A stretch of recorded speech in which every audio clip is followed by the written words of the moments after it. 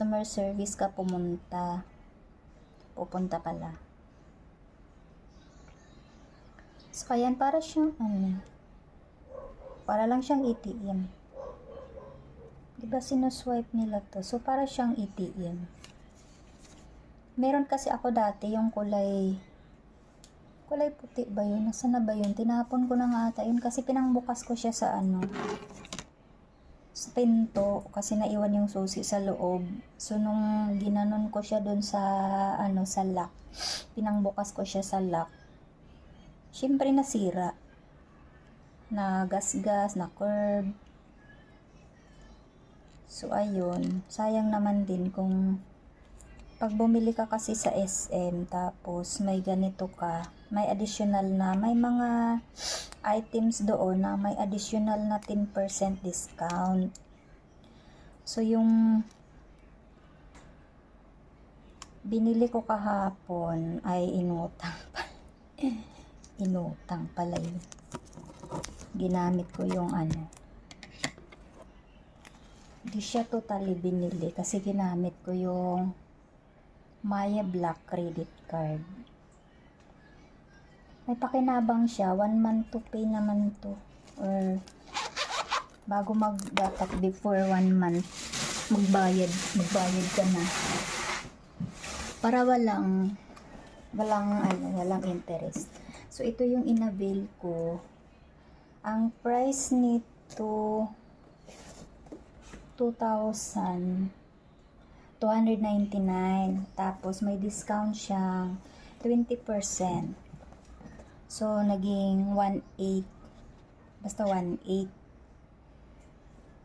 Nung in-apply ko to, pag binili mo to sa SM, 200. Pero nung in-apply ko to, kasi sinama na nila dito, 1,800 something lang yung binayaran ko. Basta parang 17 pesos na lang yung binayad ko dito sa halip na 200, o diba? So, maganda. Ang laki ng na discount. Ito maganda to. Kasi hindi siya, paano ba to binubuksan?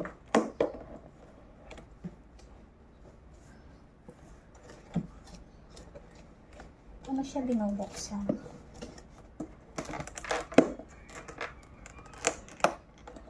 Maganda to kasi hindi siya kagaya ng mga teflon na madaling magasgas kahit nahugasan mo lang nagkagasgas, natutuklap po.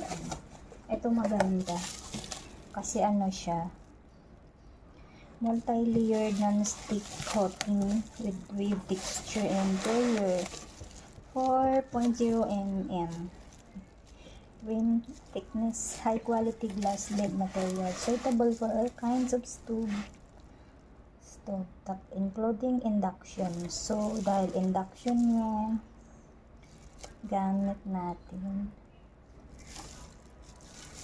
pasok sa bangka. Tsaka made in Japan. So, alam naman natin kapag made in Japan, matibay, durable, maganda. So, thank you sa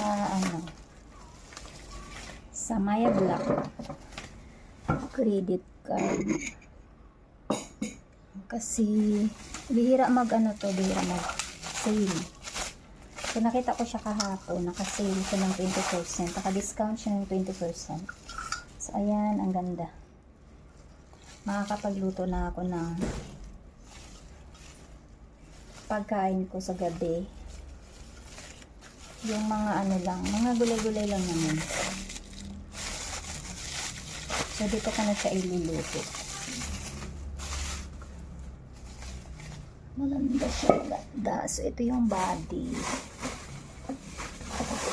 Ayun.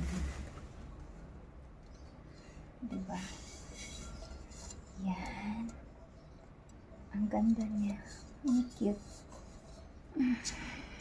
So, yun lang. Thank you, guys.